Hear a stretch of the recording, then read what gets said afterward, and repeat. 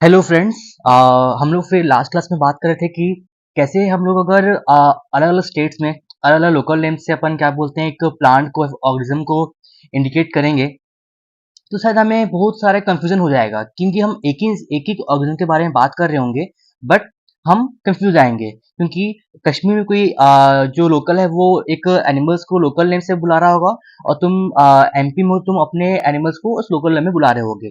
ठीक है, तो इस चीज को खत्म करने के लिए हमें एक प्रॉपर एक स्टैंडर्ड की जरूरत पड़ेगा जिसको अपन बोलते हैं नोमेनक्लेचर। ठीक है, वही अपन पढ़ेंगे आज। ओके, तो hence hence there is need to standardize the naming of living organism such that the particular organism is known by the same name all over the world। जैसे कि मैंने बोला तुम्हें, ठीक है। इस प्रोसेस को बोलते हैं नोमेनक्लेचर। नोमेनक्लेचर में क्या करते हैं अपन कि एक एनिमल को उसको एक नाम देते हैं जो नाम हम पूरे वर्ल्ड भर में यूज कर सकते हैं। अगर तुम इंडिया में हो तो तुम जिस नाम से बुला रहे हो, जैसे कि डॉग, डॉग जो है कुत्ते को अपन डॉग बोलते हैं इंडिया में, वही अगर हम जाएंगे यूएस में जाएंगे फिर यूके में जाएंगे वहां पे उसको डॉग ही बोलेंगे। ठीक है, तो ये जो नाम जो दिया किसने दिया? नोमेनक्लेचर ने दिया। ठीक है, obviously nomenclature or naming is only possible when the organism is described correctly and we know to what organism the name is attached। ठीक है, जो नोमेनक्लेचर है वो तभी पॉसिबल हो पाएगा जब हम ऑर्गेनिज्म को डिस्क्राइब कर सकें करेक्टली, है ना, और हमें क्या बोलते हैं पता हो कि किस ऑर्गेनिज्म के नाम में वो अटैच्ड है। उसको बोलते हैं आइडेंटिफिकेशन, कि तुम क्या बोलते हैं आइडेंटिफाई करना सीखो। जैसे कि कुत्ता है तो तुम जान रहे हो कि इसको डॉग बोलते हैं। अब तुम जान नहीं रहे हो कि इस डॉग ऐसा दिखता है और तुम आइडेंटिफाई नहीं कर पा रहे हो तो तुम नोमेनक्लेचर का मतलब नहीं हो पाया कुछ, है ना, कुछ मतलब नहीं होगा नोमेनक्लेचर का। ठीक है, in order to facilitate the study, number of scientists have established a procedure to assign a scientific name to each known organism. This is acceptable to biologists all over the world। ठीक है, इस study को facilitate करने के लिए बहुत सारे scientist लोग ने क्या किया, प्रोसीजर को एस्टेब्लाइज किया। ठीक है, ताकि वो हर एक जो ऑर्गेनिज्म नोन है हमें उसको एक साइंटिफिक नेम दिया जा सके और वो ऑल ओवर द वर्ल्ड के बायोलॉजिस्ट जो है एक्सेप्ट करे। जैसे कि फॉर प्लांट, प्लांट के लिए अपन scientific name are based on agreed principle and criteria which are provided in international code for botanical nomenclature. ठीक है, ये कौन प्रोवाइड करता है? International code for botanical nomenclature.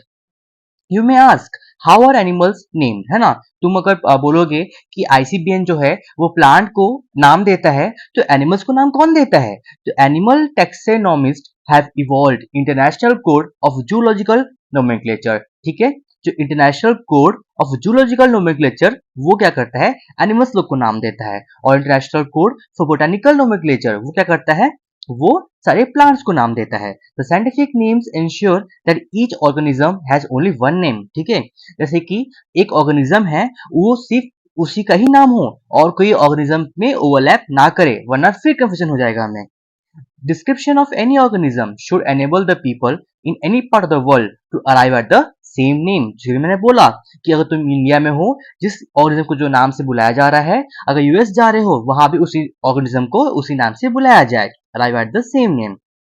They also ensure that such a name has not been used for any other known organism। Biologists follow universally accepted principle to provide scientific name to known organism। ठीक है, biologist जो है वो follow करते हैं universally accepted principal, जो नाम दिया गया है उसी नाम को यूज करते हैं वो। ठीक है, each name has two component, हर नाम का दो कंपोनेंट होता है, एक होता है जेनेरिक नेम, एक होता है स्पेसिफिक एपिथेट। ठीक है, this system of providing a name with two components is called binomial nomenclature. Binomial nomenclature मतलब कि हम एक ऑर्गेनिज्म को दो भाग में नाम देते हैं, एक भाग जो होता है जेनेरिक नेम, एक भाग जो होता है स्पेसिफिक एपिथेट। ठीक है, उस प्रोसेस को बोलते हैं बायनोमियल नोमेनक्लेचर। ठीक है, this naming system given by Carolus Linnaeus, ये बहुत इंपॉर्टेंट है। ठीक है, कैरोलिनस लिनियस एग्जाम में पूछ सकता है कि बायनोमियल नोमेनक्लेचर किसने दिया था, चार साइंटिस्ट का नाम दे देगा आपको, तो आपको आंसर हो देना चाहिए कैरोलिनस लिनियस। ठीक है, और इस ये जो है नाम ये सारे biologist all over the world use करते हैं। This naming system use two words format was found convenient. हमें इजी भी लगा, दो ठोक नाम है तो इजी भी है। अगर तुम 4-5 नाम रखोगे तो बहुत डिफिकल्ट हो जाएगा याद करने में भी। Let us take the example of mango to understand the way of providing scientific name better.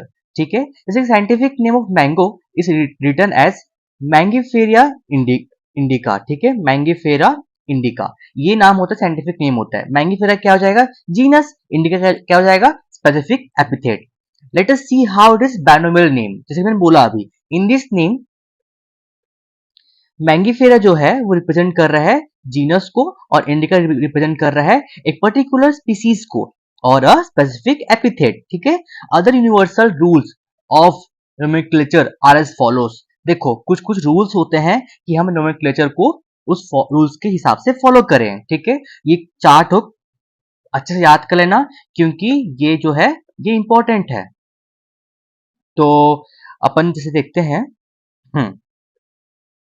पहला point, biological names are generally in Latin and written in italics. ठीक है, हमेशा याद रखना कि जो नेम है वो हमेशा लैटिन में होता है मगर लिखा हुआ किस में रहता है? इटैलिक्स में रहता है। अगर ऑप्शन में आ गया है, ऑप्शन में 4 ऑप्शन दिया हुआ है, बोला which the following is correct options, तो लिखा होगा उसमें biological names are generally in italics written in Latin. तो कंफ्यूज बिल्कुल नहीं होना है। ठीक है, लैटिन में हम बोलते हैं उसको लेकिन लिखा हुआ वो इटैलिक्स में रहता है। दे आर लैटिनाइज्ड और derive from Latin irrespective of their origin. ठीक है, वो डिराइव तो होते लैटिन से लेकिन लिखा हुआ वो इटैलिक्स में रहता है। ठीक है, ये हो गया।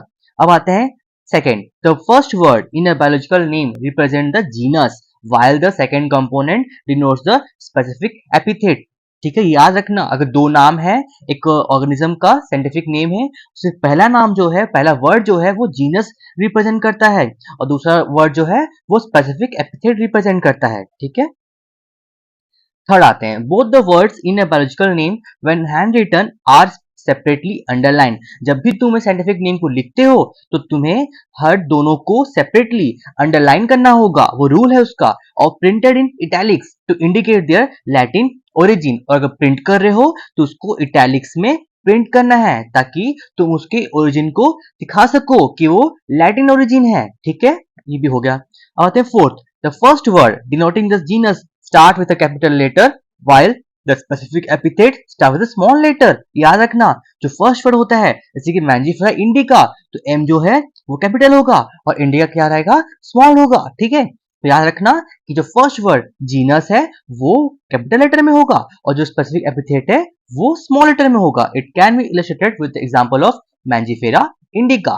ठीक है, अब देखो जो ऑथर है, जो क्या बोलते हैं उसको डिस्कवर किया है उसका नाम भी हम लिखते हैं मगर ये मेन फीचर्स पे नहीं आते हैं। 4 याद रखना, क्या क्या 4 था? पहला था कि हमेशा वो लैटिन में रहता है मगर लिखा हुआ वो इटैलिक्स में रहता है। दूसरा क्या था कि पहला नाम जो होगा वर्ड होगा वो जीनस करेगा और दूसरा क्या रहेगा? स्पेसिफिक एपिथेट होगा जो स्पीशीज को डिनोट करेगा। थर्ड क्या था कि हम जब भी उसको कॉपी में लिखते हैं, कुछ लिखते हैं, हैंड रिटन करते हैं तो उसको अंडरलाइन करना है दोनों को सेपरेटली। और अगर हम उसको प्रिंट कराते हैं तो हम उसको इटैलिक से प्रिंट कराएंगे ताकि हम उसको लैटिन को डिनोट कर सकें, इंडिकेट कर सकें। जो फर्स्ट वर्ड है वो हमेशा कैपिटल में रहेगा, किसका? जीनस का, और स्पीशीज का वो रहेगा स्मॉल में रहेगा। ठीक है, अब देखो जो author, name of the author appears after the specific epithet, जैसे कि at the end of the biological name and is written in an abbreviated form। जैसे कि मैंजीफेरा इंडिका, मैंगो को कौन डिस्कवर किया? मैंगो को डिस्कवर किया कैरलियस लीनियस, है ना? तो इसलिए हम क्या करते हैं, मैंजीफेरा इंडिका उसके आगे जो ऑथर डिस्कवर किया उसका नाम लिखते हैं लीन। ठीक है, लीन for Linnaeus. It is indicates that this species was described by Linnaeus। Okay,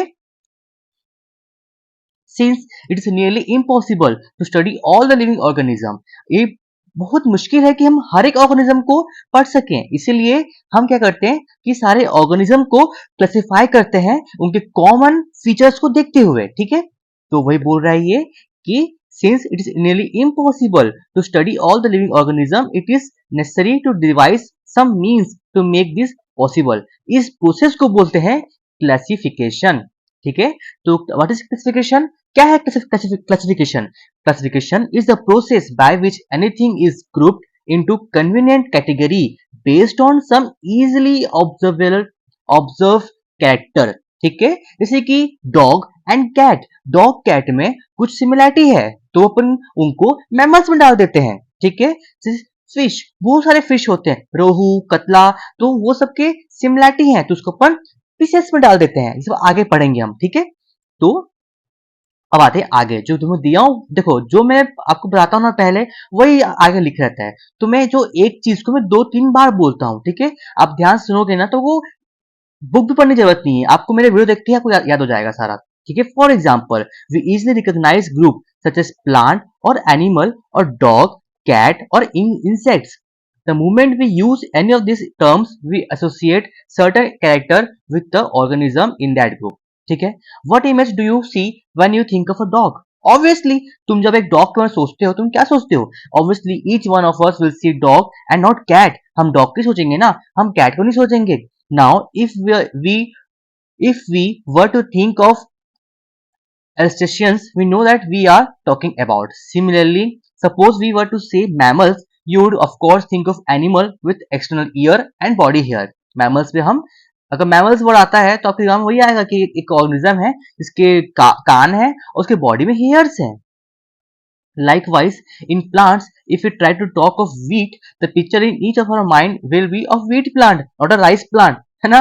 funny, देखो अगर अपन wheat के बारे में सोचते हैं तो wheat ही आएगा ना हमारे दिमाग में, राइस तो आएगा नहीं, कोई और प्लांट तो नहीं आएगा, भिंडी भिंडी थोड़ी आएगा, नहीं आएगा ना, wheat ही आएगा।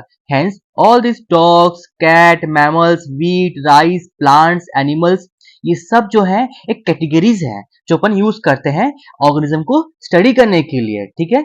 अब देखो, जो कैटेगरी को एक साइंटिफिक टर्म दिया गया है उसको बोलते हैं टेक्सा, ठीक है। देखो जो मैं हाईलाइट करता हूं वो काफी इंपॉर्टेंट होता है, तो आप अपने एनसीईआरटी बुक में उसको हाईलाइट किया करो, ठीक है, क्योंकि ये बहुत मोस्ट चांस होता है कि ये आपके एग्जाम में आ सकता है। देखो मैं बोर्ड्स में कभी बोल रहा हूँ और नेट का भी बोल रहा हूँ। देखो बोर्ड से भी मेरा काफी अच्छे मार्क्स आया, मुझे पता है कैसे पढ़ना है, क्या पढ़ना होता है, ठीक है। लिटरली मैं 10 दिन में पूरा बोर्ड्स के लिए पढ़ा था क्योंकि मैं नीट फोकस था, तो और मेरे स्कोर भी 95 आए थे 100 में। तो मैं आपको इसलिए बता रहा हूँ कैसे पढ़ना होता है, बहुत इजीली है, बहुत इजी है स्कोर करना, कोई डिफिकल्ट नहीं है, ठीक है। आराम से स्कोर हो जाएगा, आप बस पढ़ते रहो। Here you must recognise that taxa, जो कि साइंटिफिक टर्म था, can indicate categories at very difficult level. Plant also form taxa, which is also taxa. Similarly, animals, mammals, dogs are all taxa. Taxa मतलब क्या है? Taxa मतलब category taxa बोल रहे हैं, तो टैक्सा जो थोड़ा सा डिफिकल्ट हो जाएगा क्योंकि ये प्लांट को टैक्सा बोलोगे, आप वेट को टैक्सा बोलोगे, एनिमल, राइस सबको टैक्सा बोलोगे। But you know that a dog is a mammal and mammals are animals, ठीक है।